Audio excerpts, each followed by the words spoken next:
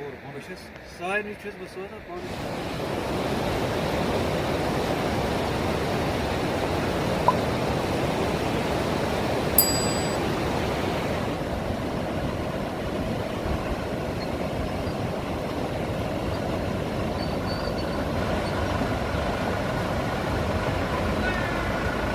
गुरेज के लोगों की सबसे बड़ी डिमांड जो थी वो थी टनल की, ताकि गुरेज कम से कम 12 महीने, साल के 12 महीने जुड़ा रहे वादी और उसके बाकी हिस्सों से।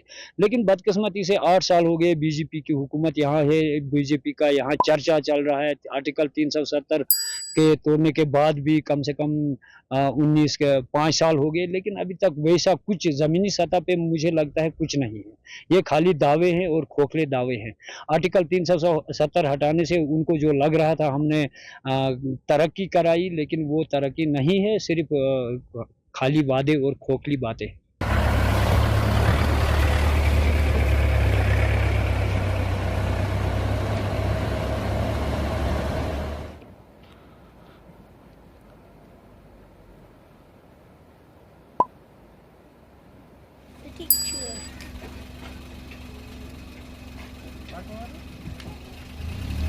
कहूँगा आपको जनाब कि गुरेज में आप हेल्थ केयर की बात जहाँ तक करेंगे, अभी तक गुरेज में कोई गायनोकोलॉजिस्ट पोस्ट नहीं हो रहा है। रोटेशन बेसिस पे 10-15 दिन रखते हैं डॉक्टर्स को, वो बेचारे आते हैं, एक दिन आने का, एक दिन जाने का, बीच में ये वो, कुल मिला के 10 दिन उनके मिलते हैं। लेकिन 10 दिनों में आप ये बताइए कि कोई गायनोकोलॉजिस्ट कैसे सेटअप उसका होगा और वो सर्जरी कर लेगा, बाकी चीज़ें कर लेगा। यहाँ की लेडीज़ को स्पेशली विंटर्स में पहले ही एडवाइस किया जाता है इस 21st सेंचुरी में भी कि they should shift to Bandipora और श्रीनगर, लेकिन उसके एक लेडी के शिफ्ट होने से उसका पूरा परिवार जो है, क्योंकि आपको पता है यहाँ लोग मवेशियाँ भी रखते हैं, बाकी चीज़ें ज़मींदारी वगैरह, खासकर विंटर्स में मवेशियों का जो सिलसिला होता है या बाकी बच्चे होते हैं, अयाल होता है, पूरा तितर बितर हो जाता है एक लेडी की प्रेगनेंसी की वजह से।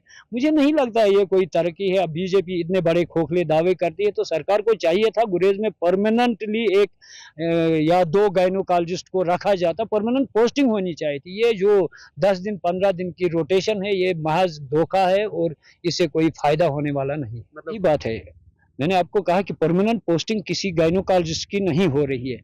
गुरेज के लोग मजबूर हैं, आखिर करें तो करें क्या। गुरेज में विंटर्स जो होता है बंद होता है, हेलीकॉप्टर चलता है, कभी ऐसा भी होता है कि 10-10 दिन भी मौसम इतना ख़राब रहता है कि हेलीकॉप्टर सर्विस भी यहाँ चल नहीं सकती है। तो उस वक्त एक प्रेग्नेंट लेडी जाएगी कहाँ, इसलिए उनको पहले ही शिफ्ट होना पड़ता है। गुरेज के लोग डेवलपमेंट के लिए भी मजबूर हैं, चाहते हैं डेवलपमेंट। आर्टिकल हमारा 370 हमारी पहचान थी, हमारी शान थी, कश्मीरियों की एक इज्जत थी। कश्मीरी की टोपी उठा के पाँव के नीचे रोंद के सरकार ने जो काम किया, ये एक गलत स्टेप है और इससे लोग खुश नहीं हैं। सरकार कितना भी कहे, लोग इस वक्त लोगों के सेंटिमेंट्स हर्ट हुए हैं, लोग बोल नहीं सकते हैं, लेकिन लोगों के दिलों में ये दुख है कि आखिरकार हर कोई इंसान इज्जत चाहता है।